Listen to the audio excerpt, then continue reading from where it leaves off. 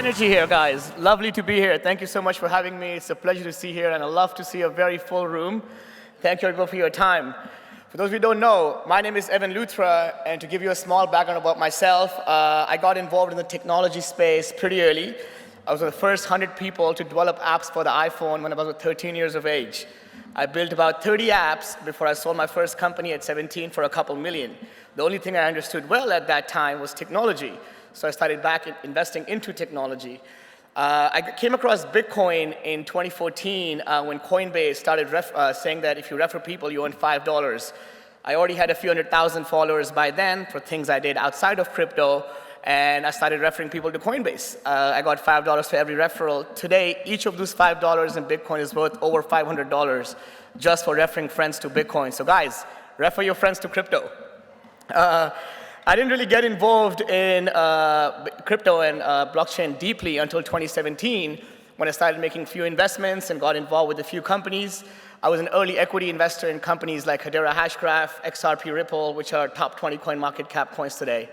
My goal since then has been to push the movement of DeFi, blockchain, and cryptocurrencies forward and get as many people as I can involved in the space, because I truly, genuinely believe this is very disruptive and it's a game-changer space, and anybody who gets involved mostly will find value.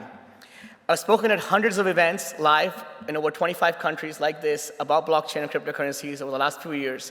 I write for Cointelegraph, write for Forbes, write for Entrepreneur, and many other top-tier media talking about the Bitcoin and crypto movement.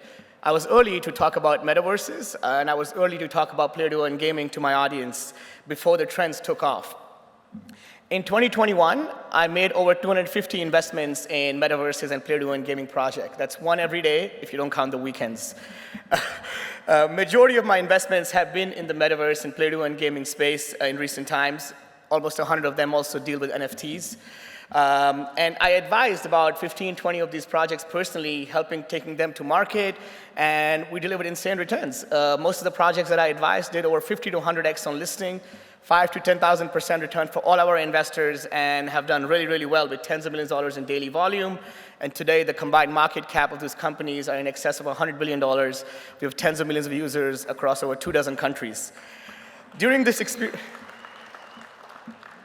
experience, I came to realize a lot about the world that we are moving towards and how the new world order is going to be like. And I believe it's going to be full of metaverses and play-to-earn gaming, and I think that's very disruptive technology. I'm pretty sure most of you already by now know what a metaverse is, considering Facebook changed its name to Meta. So why do you think the largest social media company in the world would change its name to Meta? What would be the reasoning behind it, right? Facebook also owns WhatsApp and Instagram, arguably two of the most used products today in the market, most used technology products. Facebook works around the attention economy. Facebook makes money by having your attention. The more attention they have from you, the more money they make from you. Why would the largest social media change its name to Meta? Because that's where our attention is going to be in the future. Our attention mostly is going to be in the metaverse. Most people think the metaverse is like a virtual world only, like Ready Player One, or the movies if you've seen them. You're not wrong, but you're also not right. I don't believe it's a place. It's more like a time, a moment in time.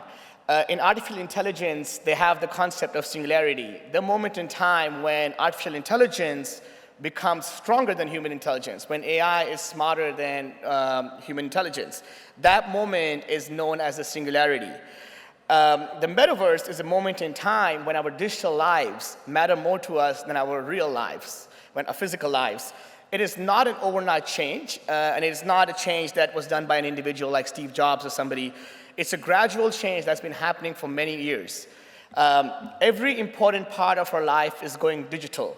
If you think about work, from factories to laptops, from boardrooms to Zoom calls. If you think about friends, from neighbors to followers, where do you meet like-minded people? You meet them on Tinder or you meet them on Reddit, right?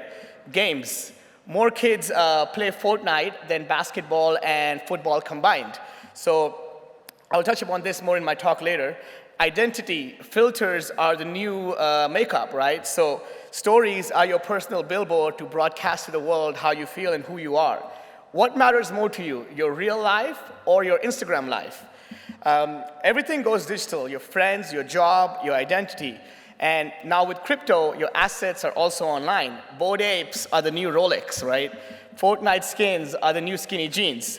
If everyone hangs out online all the time, our flexes also need to be online. Our life also needs to be online. So if you play this forward another 10, 20 years, what's going to happen is we're eventually going to step into the metaverse. And that's what's happening right now. The moment in time when our digital life will become far more important to us than our physical life. Our attention used to be 99% on the physical world. Then TVs came around and it went down to 80% on the physical world. And then computers came around, it went down to 60% on the physical world. And with iPhones and the smartphones now, 50% of our attention is on the screens. It's only a matter of time that somebody comes up with a I was using Google Glass in 2012, so I was actually building apps for Google Glass much earlier than its time. We had a screen in front of our eyes at all time. Google Glass was way too early for its time. But I have friends right now who have built and invested in products that you can wear a contact lens and you have a screen in front of your eye 99% of the time. Wherever our attention is being sucked from the physical to the digital, and wherever attention goes, that's where your energy will flow. If 50% of our attention is on digital screens right now, 50% of energy is already on the digital realm. But with all these new inventions that are only a matter of time, majority of our energy will go to the digital realm and the digital life. That's the moment in time that the metaverse will really start. Now, if you ask, is this a good thing or a bad thing? Like most other things, it's neither good nor bad. It's just a thing, a very different thing that we have to get learned to being used to. Nobody will call the metaverse in a few years. It's like calling the internet information cyberspace or information superhighway back in 1997 when the internet was just getting started. But it will become a normal part of most of the individuals around us who will be very used to living in the metaverse and engaging in the metaverse. It's already happening. Most of you guys here probably have already interacted with the metaverse in some way or the other. If you ask me personally, I will not spend too much of my time in the metaverse. Reason being, I love to enjoy my real life, and I know I'm very blessed and fortunate to be able to say that. I have an amazing life. I go out every day, in fancy restaurants, travel hundreds of flights a year for the last many years. But I'm very blessed to be able to say that. I also realize I come from a country like India, where there's 600 million people. That's twice the people in all of America, almost as many people as all of Europe combined. These 600 million people make a few $100s a month, right? That's all they make. They do not have the same freedom to go and enjoy the life like that a lot of us are already doing. So for them, they have to think about what can they do, right? These 600 million people got access to the internet for the first time in 2017. And that's why TikTok blew up. TikTok blew up because it grew up like crazy in India. You go to any village, everybody was on TikTok, right? They were making videos and entertaining themselves by spending time on TikTok. So that's a very good example of why so many people who don't have the opportunity to enjoy real life are enjoying and spending all their time on the digital because it doesn't cost you any money. It only costs you attention. So I'll give you a real example. I came to Miami 4 days ago. I went to see my friend Romero Brito, his art gallery. It's the largest art gallery in the world, 60,000 square feet, and I was able to appreciate all the art that he's been building for so many years. And this guy has history with all the top presidents, prime ministers, who not, right? But I know that I'm blessed. To go to his gallery, you have to be a private client. You can't walk into the gallery. But Romero is building a metaverse gallery that is open to everybody. Everybody can put on a headset or even through an app, go and enjoy the gallery. So that's why it's such a solid potential and why it has so much opportunity, because it provides the opportunity to the people who did not have, or probably will never have the opportunity to come and enjoy the real gallery here in Miami. Another interesting segment of the metaverse is play-to-earn gaming.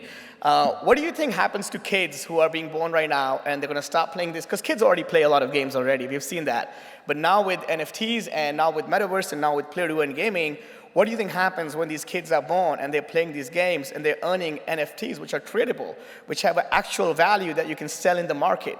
And so I already envision a world where these kids who are good at gaming at a very young age are providing for themselves, because they'll play the game, they will earn these assets, and they can sell that to somebody else who's interested in getting these assets. This is already happening at a very, very large scale in countries like Philippines, where Axie Infinity has taken over the market in a very massive way. There's a very high percentage of the population, from grandmothers to young kids, playing Axie Infinity all day so they can earn these in-game assets which may not be a lot of money for the people in Europe or the US, but it's a lot of money for people there, and they're selling that to people here or in developed countries who want to start playing the game now.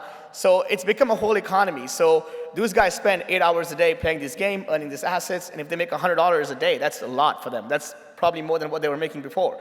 So that's what is happening with play-to-earn gaming, and it's still very, very early. And as you see, we still have to see a majority of the big gaming studios to get involved.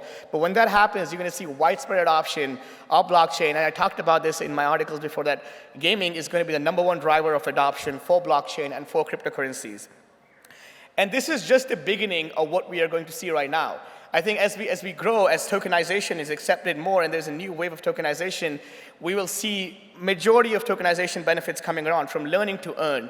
Play to earn is just the beginning. So you will see tokenization helps align incentives, right? You align the incentives of the owner, the manager, and the user of the product. That's what we're also seeing now. This is still new. We're seeing an upcoming influx of DAOs. DAOs are basically aligning incentives between all the stakeholders of a business or a product. And that's what tokenization does for us. I was here today to give you and open you to the idea of how the world is moving towards the new world order, and how we'll see a world full of tokens and systems where they work interoperably with each other, and we see massive growth coming. The new world order that I envision is going to be full of tokens controlled by DAOs. If you're here today, you have the opportunity to get involved early in this space, because we're still very, very early. You have the opportunity to get early in the space, and if you focus on adding value for people around you, there is no way that you will not get value back. Thank you, everybody. My name is Evan Luthra, and I would love to support you and invest in you. You can email me at evan@evanluthra.com, and you can follow me on Instagram at evanluthra. Thank you for your time. All right, Evan, thank you. Nicely done.